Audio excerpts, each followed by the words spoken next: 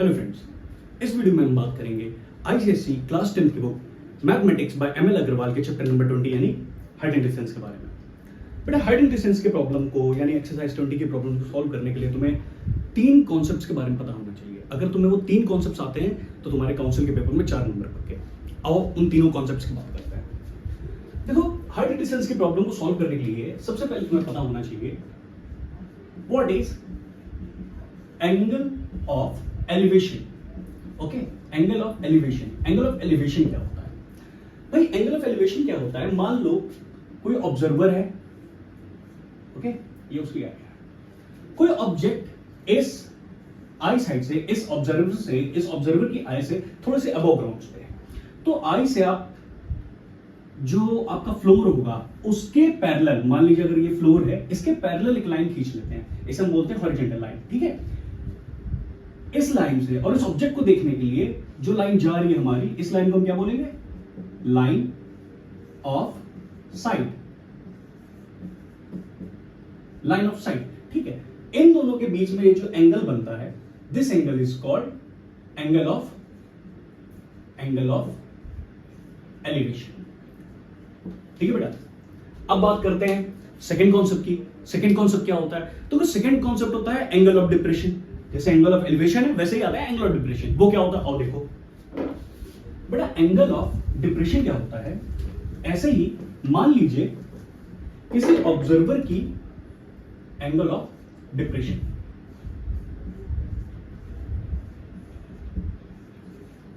किसी ऑब्जर्वर की, कोई ऑब्जर्वर की आई है, ठीक है, वो किसी ऑब्जेक्ट को जो उसके लेवल से बिलो है, आप एक हॉरिजॉन्टल लाइन खींचिए, इस ऑब्जेक्ट को देखने पे जो लाइन जा रही है, इस लाइन को हम क्या बोलते हैं? Line of site. ठीक है, इन दोनों के बीच में जो एंगल बनता है इसे हम क्या बोलते हैं? Angle of depression. फाइन, ये तो हो गए हमारे दो कॉन्सेप्ट्स, एंगल ऑफ एलिवेशन और एंगल ऑफ डिप्रेशन। तीसरा कॉन्सेप्ट क्या होता है? तीसरी क्या चीज है जो हमें पता होनी चाहिए हाइट एंड डिस्टेंस के प्रॉब्लम को सॉल्व करने के लिए? बेटा तीसरी चीज ये होती है कि हमें पता होना चाहिए relationship between trigonometric ratios and sides of right angle triangle. क्या बोला मैंने? बेटा तीसरी चीज तुम्हें पता होनी चाहिए relationship between trigonometric ratio. Trigonometric ratio क्या होता है बच्चों? जैसे sine theta, cos theta, etc, है ना? Sine theta, cos theta, tan theta. Trigonometric ratio and sides of right angle triangle. तो वो क्या होता है? और चलो पहले एक राइट एंगल ट्रायंगल बना लेते हैं।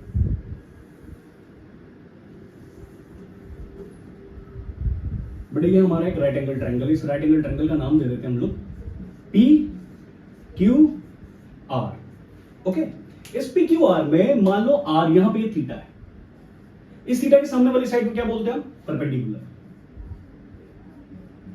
ठीक है, 90 डिग्री, ये 90 डिग्री है, 90 डिग्री के सामने वाली साइड को हम क्या बोलते हैं? हाइपोटेनियस। बची हुई साइड हमारी क्या होगी? बेस। ओके, तो सबसे पहले जो हमारा ट्रिग्नोमेट्रिक रेशियो होता है, और हमारे चैप्टर में देखो बेसिकली तो, अच्छा चलो खैर बात कर लेते हैं पहले साइन थीटा क्या होता है। साइन थीटा क्या होता है? Perpendicular upon hypotenuse. इस केस में हम क्या बोलेंगे? साइन थीटा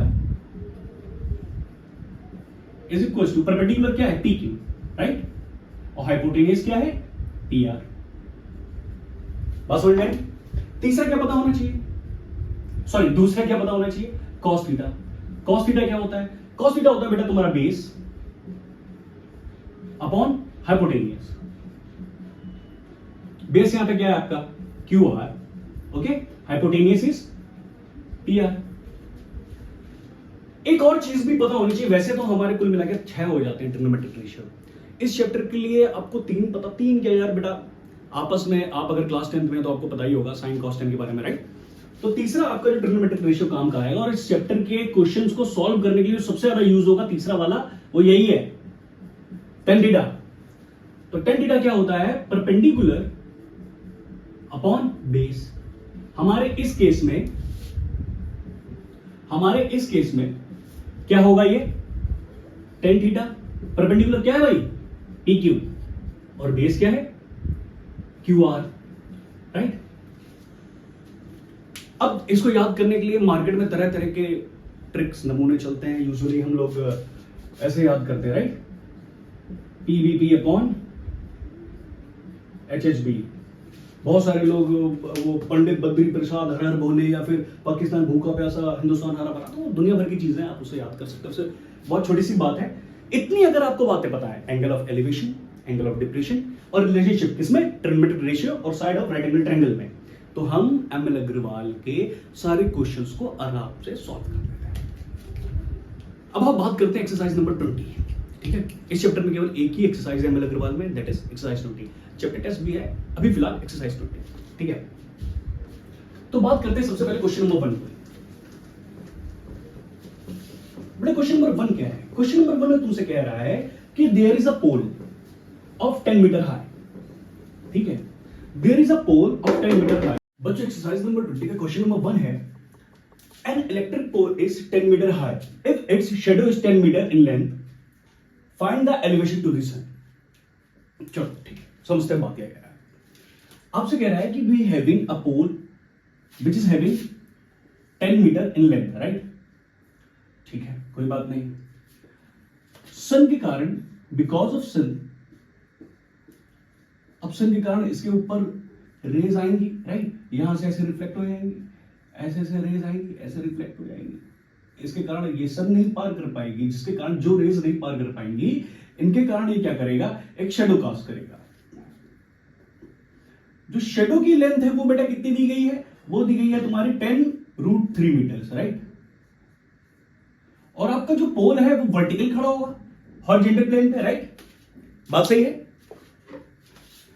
आपसे पूछा क्या क्या गया है क्वेश्चन में, आपसे पूछा ही गया है सिंपल सा कि what is the angle of elevation to the sun. बेटा angle of elevation to the sun निकालोगे तो निकालो कैसे, ये देखो ये टॉप है ना, आपके शेडो का ये एंड हो रहा है, एंड पॉइंट। यहां से जब आप सन की तरफ देखते हो तो ये एंगल आ रहा है, this angle, this theta, we need this theta, value of this theta कितने डिग्री है, ये हमें फाइंड आउट करना है। कैसे फाइंड आउट करना है, ये तो हमारा क्वेश्चन नंबर 1। और इसका सोल्यूशन कैसे है,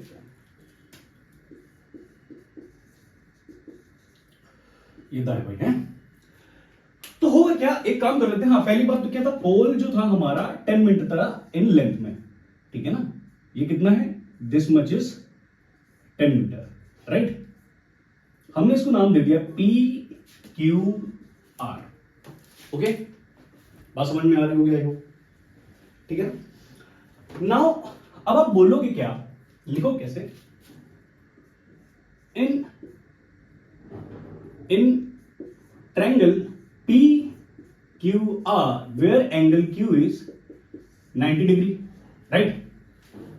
सही बात है, थोड़ा ज्यादा आसपास लिख गया, समझ आना, थोड़ा ठीक कर देते हैं इसको।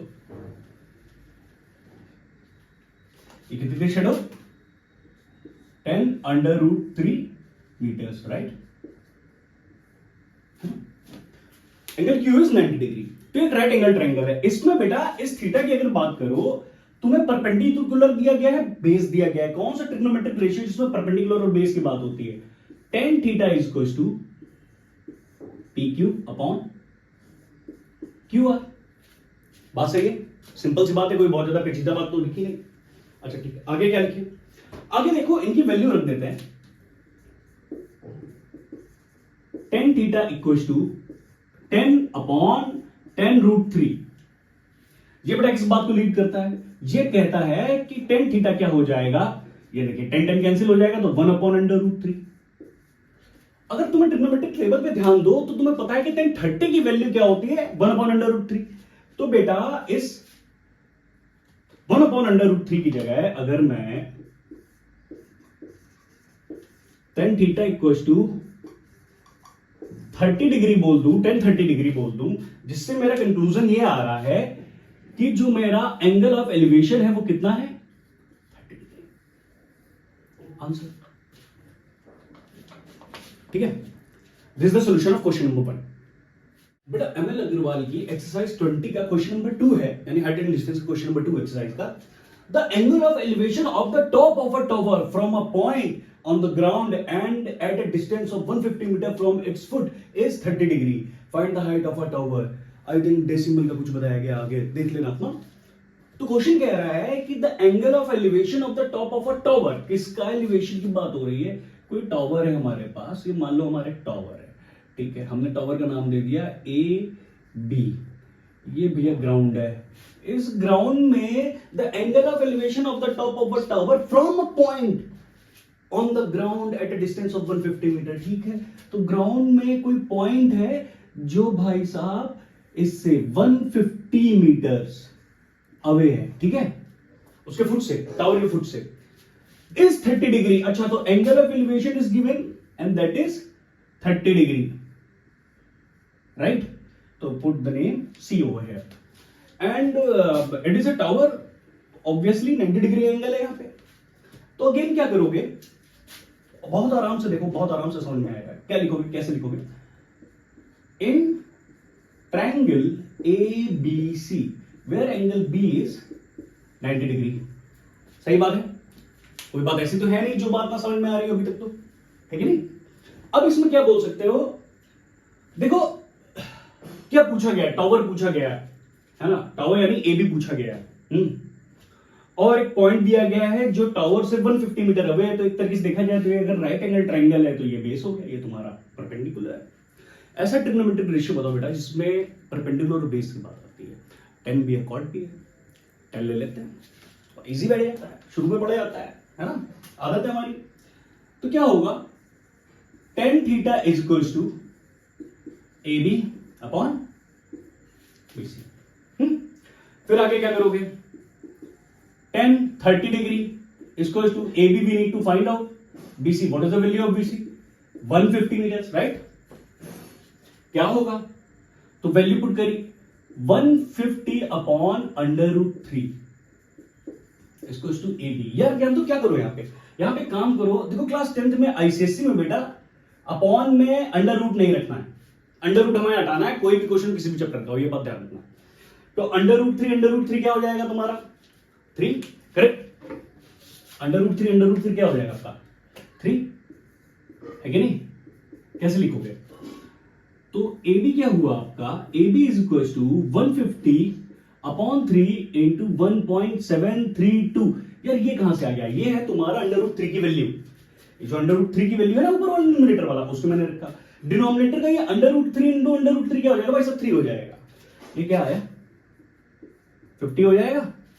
तो क्या आ रहा है हमारे पास, A B is equal to 50 into 1.732 multiply किया तो क्या आ रहा है हमारे पास, A B is equal to, multiply करो भाई, तो ये 2 0 आगे लगा लो, है ना, 6 फिर आपका फिर आएगा 6 और 8 और फिर 3 पॉइंट बाद 0, यानी अल्टीमेटली आपका आंसर क्या आ रहा है, A B is equal to 86.6 metres, correct. This is the solution of question number 2। I hope आपको ये भी समझ में आ गया होगा। अब हम बात करते हैं क्वेश्चन नंबर 3 की, ठीक है। तो क्वेश्चन नंबर 3 की तरफ बढ़ते हैं बच्चों। एक्सरसाइज 20 का क्वेश्चन नंबर 3 है आपका। A ladder is placed against the wall such that it just reaches the top of the wall, okay. The foot of the ladder is 1.5 metre away from the wall and the ladder is inclined at an angle of 60 degree with the ground, okay, ठीक है। Find the height of a wall, ठीक है। Question समझ में आया क्या कह रहा है? कह रहा है बेटा हमारे पास एक बॉल है, हमारे पास एक बॉल है, ठीक है। इसके एक लेडर इंक्लाइंड है, ठीक है। हमारा जो टॉप है इससे एक लेडर इंक्लाइंड है, मतलब एक जो बॉल है उससे एक लेडर इंक्लाइंड है। भाई साहब ये हो गई आपकी बॉल, ये है आपका ग्राउंड। फिगर थोड़ा बहुत ऊपर नीचे देख लेना अपने हिसाब से, बनने में ऊपर नीचे होगा, फिगर वैसे करेक्ट बन रहा है, थोड़ा देखने में भले ही सुंदर ना बने, ठीक है। तो ये है आपकी बॉल, ठीक है, दिस इज बॉल, ठीक। यहां से 1.5 मीटर अवे, ठीक है, लेट इट 1.5 मीटर अवे, यहां से बेटा एक लेडर है जो इस वॉल के अगेंस्ट इंक्लाइंड है। लेडर का एक पॉइंट, एक हिस्सा जो एक सिरा है वॉल के टॉप पे छू रहा है, और एक हिस्सा जो है जो ग्राउंड पे आता है वो वॉल के फुट से कितने मीटर अवे है बेटा? वो दिया हुआ है आपका 1.5 मीटर अवे। ठीक है, कोई दिक्कत नहीं। हमने इसको पूरे को क्या नाम दे दिया? वॉल मान लिया हमारी PQ, और हमने मान लिया जो पॉइंट है हमारा वो R है Q से दूर। ये वॉल है, ये बेटा ग्राउंड पे 90 डिग्री का एंगल पे खड़ी होगी। ठीक है, ये पूरा तामझाम है। अच्छा हाँ, एंगल ऑफ इंक्लिनेशन भी दिया है, जो लेडर है उसका एंगल ऑफ इंक्लिनेशन भी दिया है। सॉरी 30 नहीं है, 3 लिख दिया मैंने, sorry. This is 60 degree. Now what? देखो बहुत ही आसान सी बात है, बहुत आराम से समझ में आ रहा होगा। आपसे पूछा है हाइट ऑफ अ वॉल, ठीक है, मतलब एक राइट एंगल ट्रायंगल हमें दिख रहा है, सामने देख पा रहे हो right angle triangle. In triangle PQR angle Q is 90 degree. Inclination दिया है, परपेंडिकुलर पूछ रहा है, बेस दिया है, कौन सा ट्रिग्नोमेट्रिक रेशियो उठाओगे? 10। क्या दिया थीटा की जगह? 60 डिग्री इज इक्वल टू क्या होगा? PQ अपॉन QR, है ना? 10 60 डिग्री की value √3। PQ we don't know, we need to find out. QR is 1.5 metre को सेंटीमीटर में चेंज करोगे तो कितना हो जाएगा? 150 सेंटीमीटर, राइट? मल्टीप्लाई कर दीजिए तो 150 √3 सेंटीमीटर, ये आ गई आपकी PQ की वैल्यू।